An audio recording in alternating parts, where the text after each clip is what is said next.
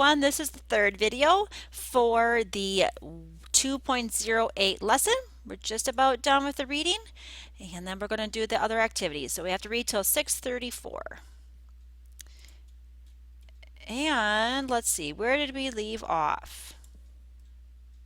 The wartime state. The First World War saw the most dramatic expansion of the power of the federal government since the Civil War.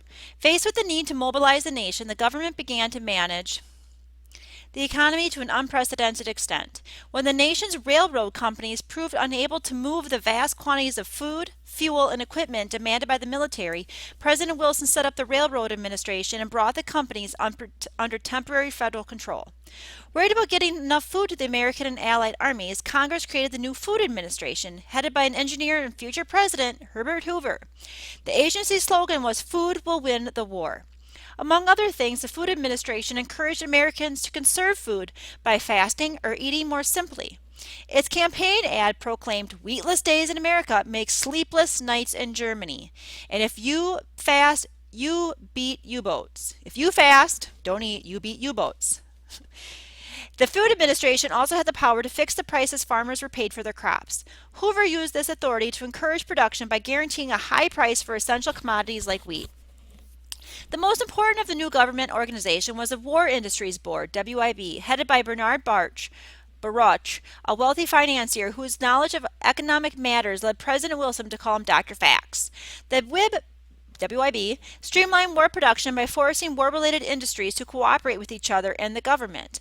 Like Hoover and the Food Administration, Baruch encouraged production by ensuring that prices remained high, thus guaranteeing high profits to manufacturers. But he also resorted to arm twisting.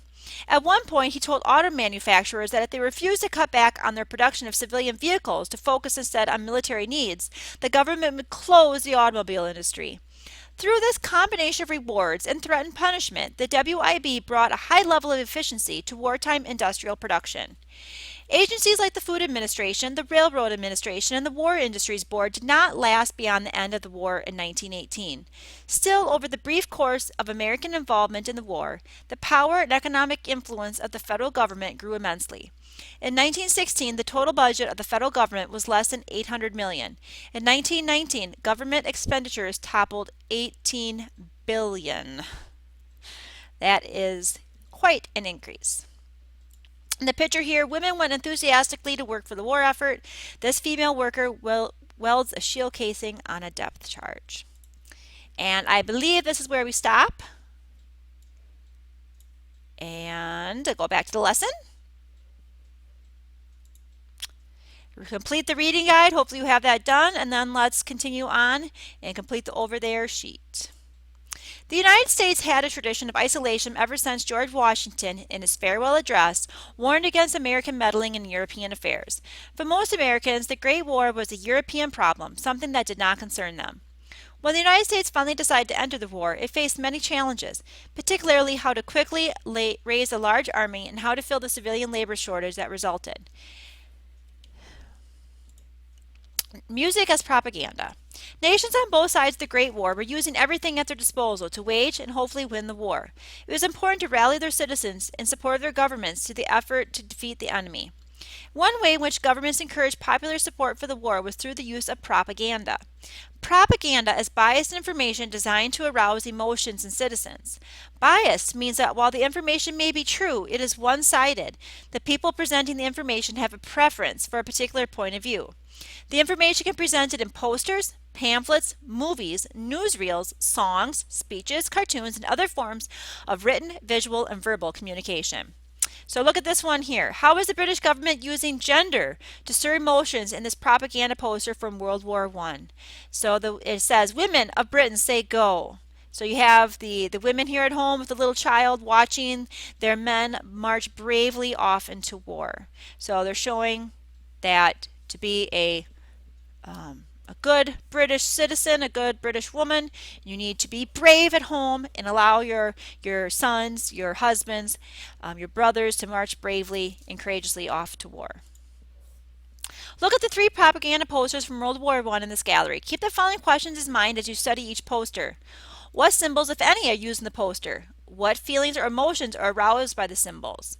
What is the message contained in the poster, primarily verbal, visual, or both? Who is the intended audience? What does the government hope the audience will do as a result of viewing the poster?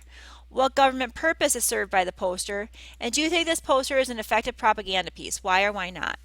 So this one says, and it might be hard for you to see, but it does say, Daddy, what did you do in the Great War?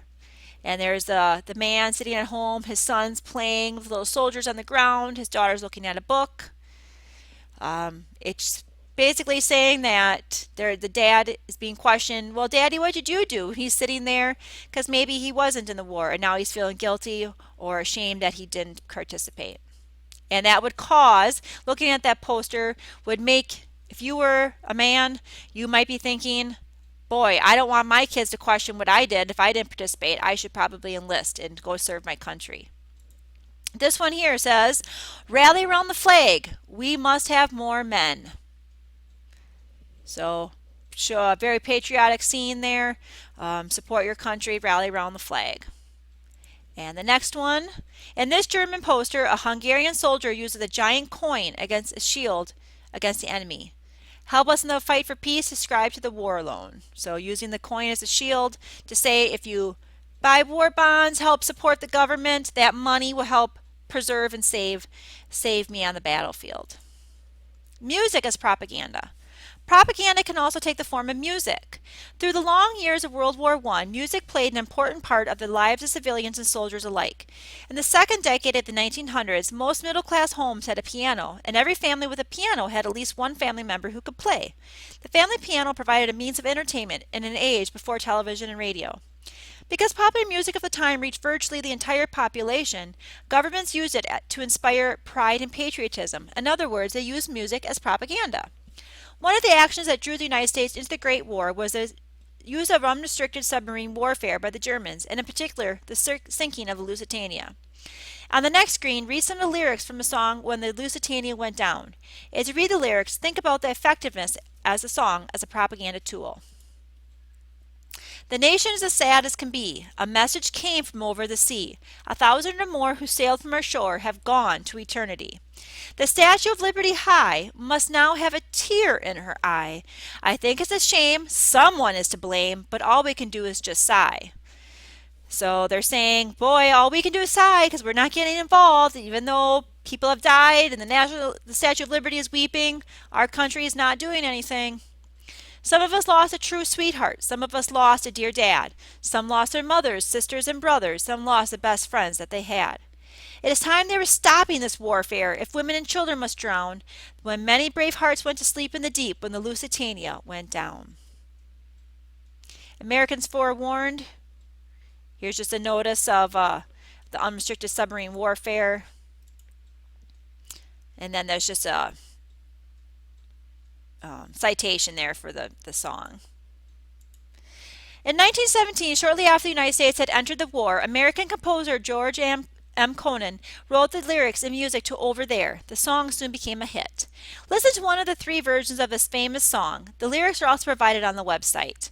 After listening to the song and reading the lyrics, complete the Over There sheet. And that is the sheet that I'm bringing up. And let's look at the questions before we listen to the song. What symbols, if any, are used in the song? What feelings or emotions are aroused by the symbols? Who is the intended audience?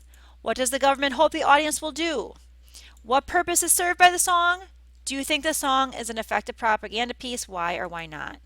So let's go to this website.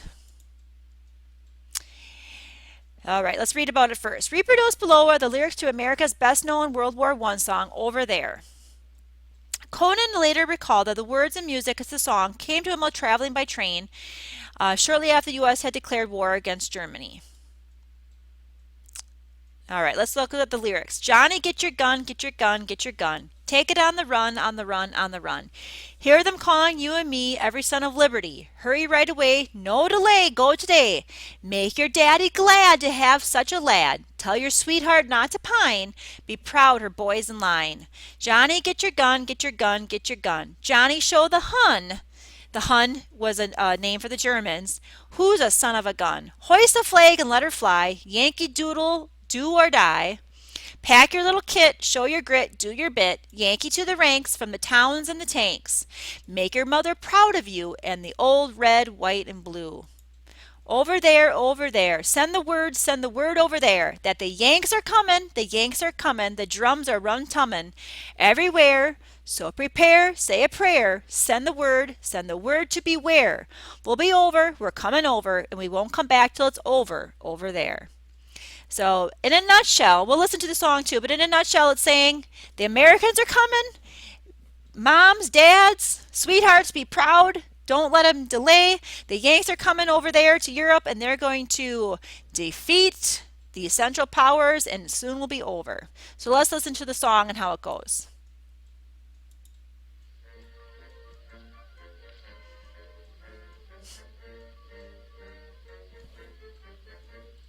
Johnny, get your gun, get your gun. Take it on the run, on the run, on the run. Hear them calling you and me, every son of liberty. Hurry right away, no delay, go today. Make your daddy glad to have had such a lad. Tell your sweetheart not to mind, to be proud her boys in line. Over there, over there. Send the word over there. That the Yanks are coming, the Yanks are coming. The drums rum-tumming everywhere.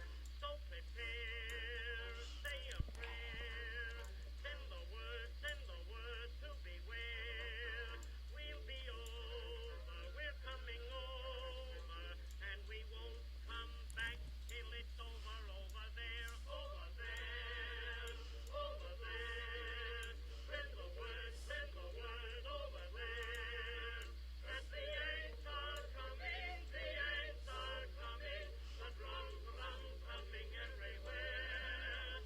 So prepare, say a prayer. Send the word to beware.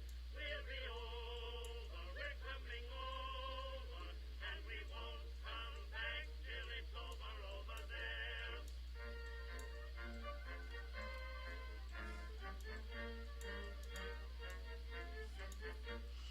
Johnny, get your gun, get your gun, get your gun. Johnny, show the Hun you're a son of a gun. Hoist the flag and let her fly.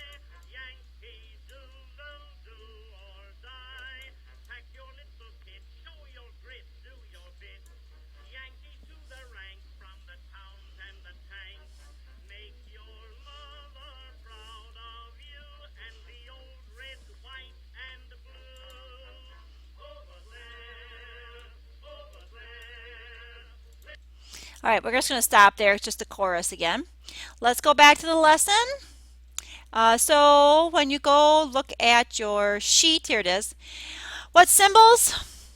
Lots of symbols. It talks about the flag. It talks about getting the Hun.